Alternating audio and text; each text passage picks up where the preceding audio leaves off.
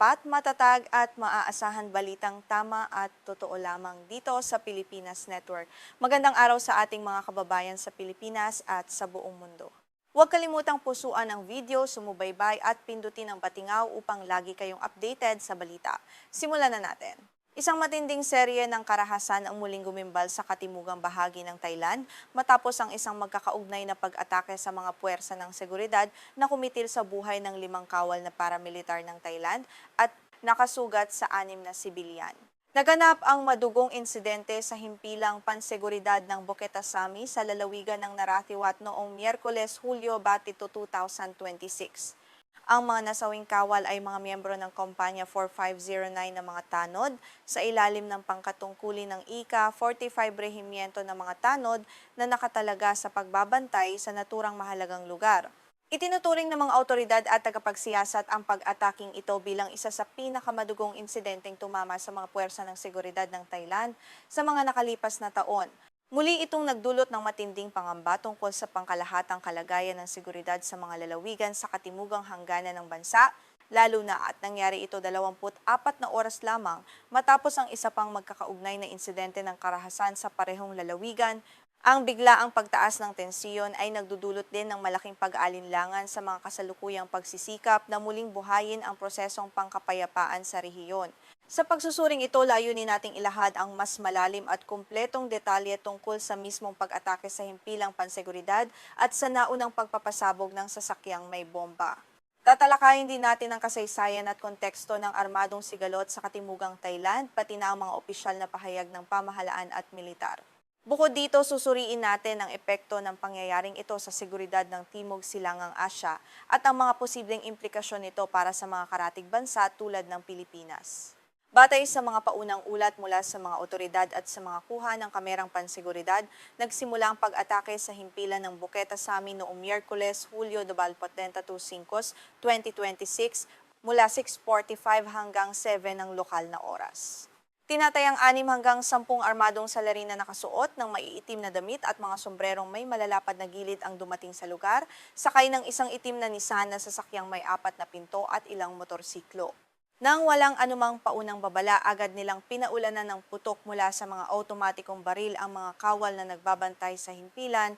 Gumamit din sila ng mga bombang yari sa tubong bakal upang palibutan at kulantangin ang mga puwersa ng seguridad.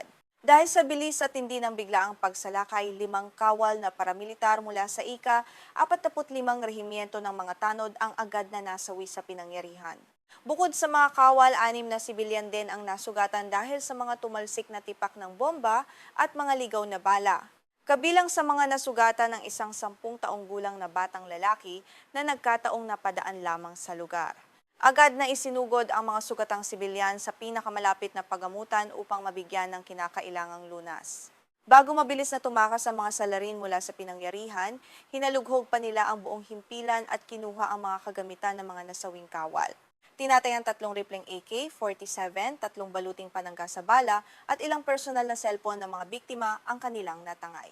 Ang pagkakakuha ng mga armas at kagamitang ito ay lalo pang nagpapataas sa banta sa seguridad dahil maaari itong gamitin ng mga salarin sa mga susunod na pag-atake. Matapos ang madugong pagsalakay, mabilis na tumakas ang mga armadong salarin sa kahabaan ng lansangang 455 patungo sa subdistrito ng Dusongyo.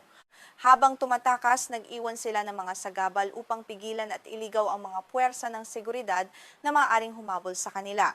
Sinikap din nilang burahin ang mga ebidensiyang maaaring makatulong sa pagsisiyasat.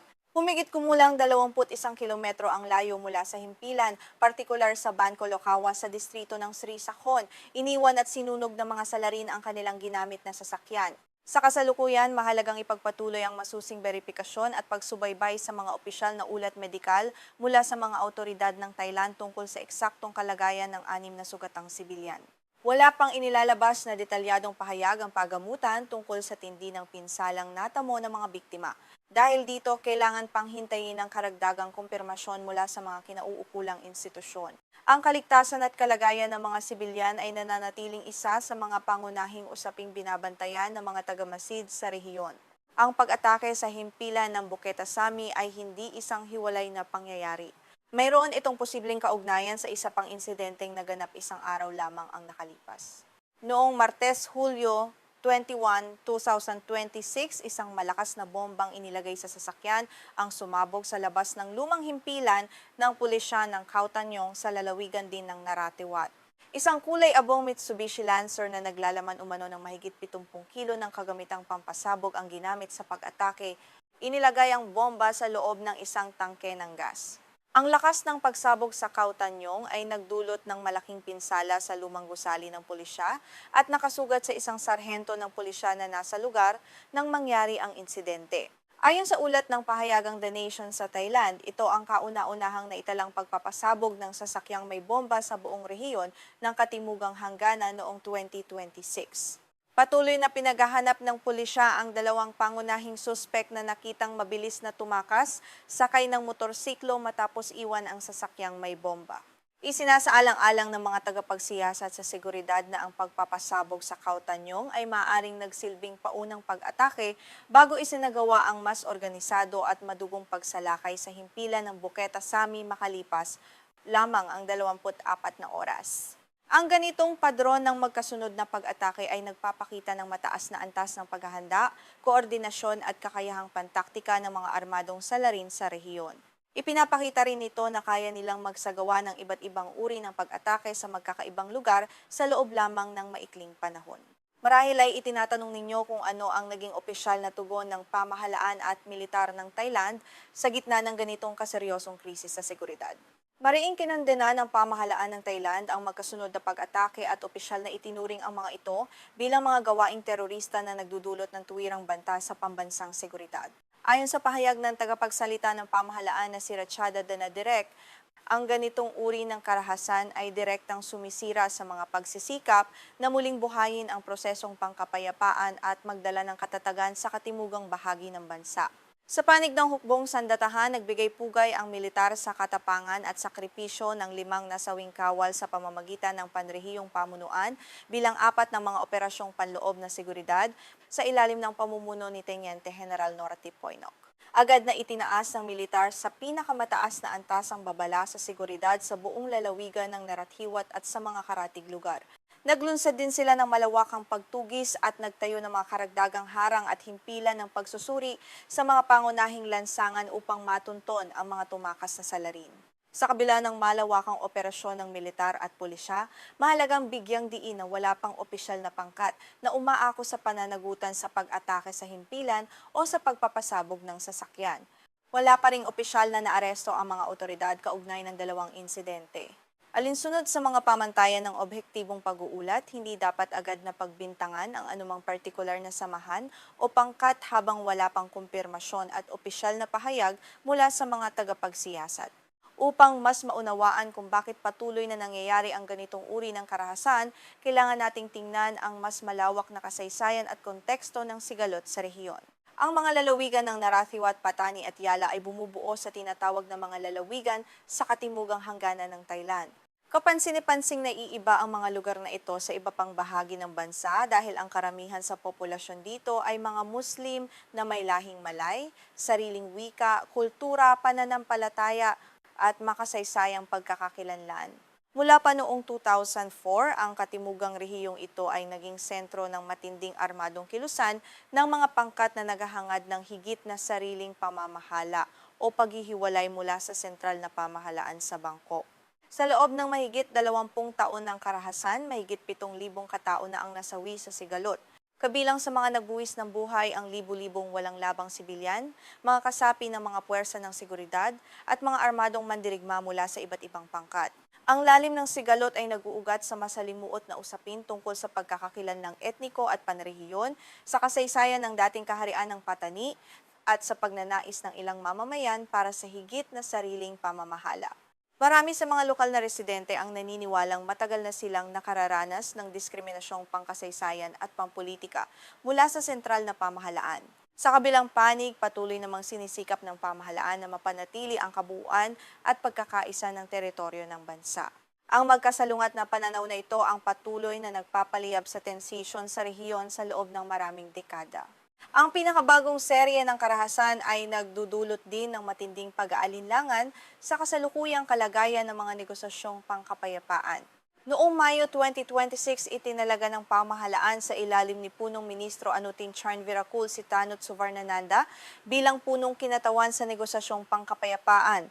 Layunin ng hakbang na ito na magbigay ng panibagong simula sa balangkas ng pagpapatupad ng usapang pangkapayapaan kasama ang Malaysia bilang opisyal na tagapamagitan. Sa mga nakalipas na talakayan, ang pangunahing pangkat na naghahangad ng paghihiwalay, ang Barisan Revolusi Nasional o BRN, ay nagsumite ng kauna-unahan nitong mungkahi tungkol sa pangmatagalang kalalabasan ng usapan. Sa halip na ganap na kalayaan o tuluyang paghihiwalay, nagmungkahi ang BRN ng 5 pangunahing haligi ng sariling pamamahala sa loob ng estado ng Thailand. Kabilang dito ang pagbabahagi ng kapangyarihan sa larangan ng paggawa ng batas, pamamahalang tagapagpaganap, katarungan, at ang pagpapatupad ng batas ng Sharia para sa mga Muslim sa rehiyon. Subalit ang panibagong pag-atake sa himpilan ng Buketa Sami at ang pagpapasabog sa Kautanyong ay nagdudulot ng matinding krisis sa tiwala sa pagitan ng magkabilang panig. Para sa militar at pamahalaan ng Thailand, ang pagtaas ng karahasan ay nagbubukas ng tanong kung tunay ngang may ganap na kontrol ang mga kinatawan ng BRN sa kanilang mga armadong mandirigma sa mga pamayanan. Bukod dito, nananatiling matatag ang pamahalaan ni Punong Ministro Anutin sa pagtanggi nitong pahintulutan ang mga pandaigdigang tagamasid. Nais ng pamahalaan na mapanatiling usaping panloob lamang ng Thailand ang sigalot at maiwasan ang mas malawak na pakikialam mula sa labas. Sa kasalukuyan, may mahalagang impormasyong kailangan pang subaybayan ng mga tagamasid at mamamahayag sa mga darating na araw. Kailangang bantayan kung maglalabas ng opisyal na pahayag ang kalihiman ng BRN upang linawin ang kanilang paninindigan tungkol sa magkasunod na insidente sa Naratiwat. Ang anumang pahayag mula sa kanila ay magiging mahalaga sa pagtukoy kung ang pag-atake ay inaprubahan ng kanilang pamunuan o isinagawa ng mga kasaping kumikilos ng walang pahintulot mula sa nakatataas. Kung susuriin ang mga detalye ng insidente, lumilitaw ang ilang malalaking suliraning pansiguridad at pantaktika na kinakaharap ng mga puwersa ng pamahalaan sa mga malalayong lalawigan. Ang unang pangunahing hamon ay ang kapansin-pansing kahinaan ng mga unit ng kawal na paramilitar na nagbabantay sa mga himpilang panseguridad sa mga kanayunan. Ang mga miyembro ng Tahan Fran o mga puwersang paramilitar ay pinalawak upang mapakinabangan ang kanilang kaalaman sa mga lokal na pamayanan. Gayunman, madalas na mas limitado ang kanilang pagsasanay, kagamitang pantaktika at kakayahang pandepensa kung ihahambing sa mga regular na unit ng hukbong sandatahan. Ang ikalawang suliranin ay ang paggamit ng mga bombang yari sa tubong bakal bilang pangunahing sandata ng mga armadong salarin.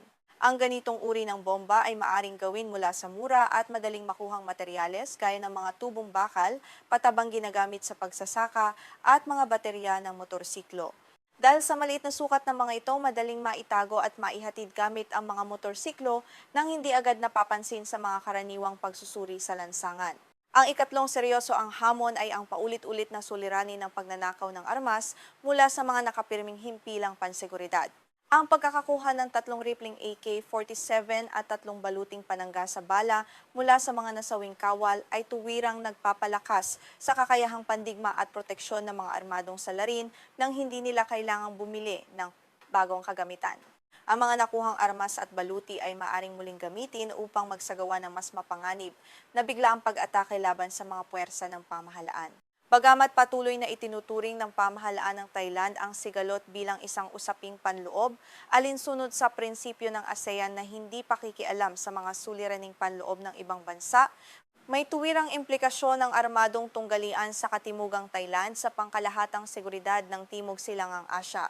Para sa mga mamamayan sa rehiyon, kabilang ang mga Pilipino, mahalagang maunawaan na ang anumang kawalang katatagan sa mga hangganang rehiyon ng isang karatig bansa ay maaaring magdulot ng sunod-sunod na epekto sa seguridad ng iba pang bansa.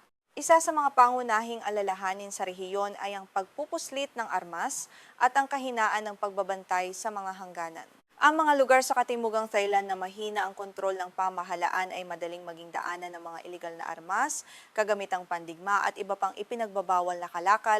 Para sa Pilipinas, ang ganitong kalagayan ng mga nakaw na armas at mga ugnayang ginagamit sa pagpupuslit sa karagatan ay may pagkakahawig sa mga bantang patuloy na sinusubaybayan ng mga otoridad sa Mindanao, Dagat Celebes at Dagat Sulu. Bukod sa ilegal na kalakalan ng armas, naroroon din ang panganib ng marahas na kilusang tumatawid sa hangganan ng mga bansa. Bagamat pangunahing isang kilusang makabansa ng mga etnikong Malay ang BRN at nakatuon ito sa mga lokal na layunin, ang matagal na sigalot at kawalan ng kapayapaan ay maaaring lumikha ng puwang na pagsasamantalahan ng mga mararahas na sukdulang pangkat at mga samahang terorista. Ang mga aral mula sa pagkubkob sa Marawi noong 2017 ay nagpapaalala sa buong rehiyon kung gaano kapanganib ang pagpapabaya sa mga lugar na maaaring maging sentro ng radikalisasyon, pangangalap ng mga kasapi, at pagsasanay ng mga armadong pangkat. Sa larangan naman ng paghahambing sa mga prosesong pangkapayapaan, nagbibigay ng mahalagang aral ang mga pangyayari sa Thailand para sa buong Timog Silangang Asya. Ipinapakita nito na ang mga probisyon para sa sariling pamamahala tulad ng Batas Organiko ng Bangsamoro sa Pilipinas ay kailangang sabayan ng mabisa at matatag na pagbabago sa sektor ng seguridad at maayos na pagsuko ng armas ng mga dating mandirigma.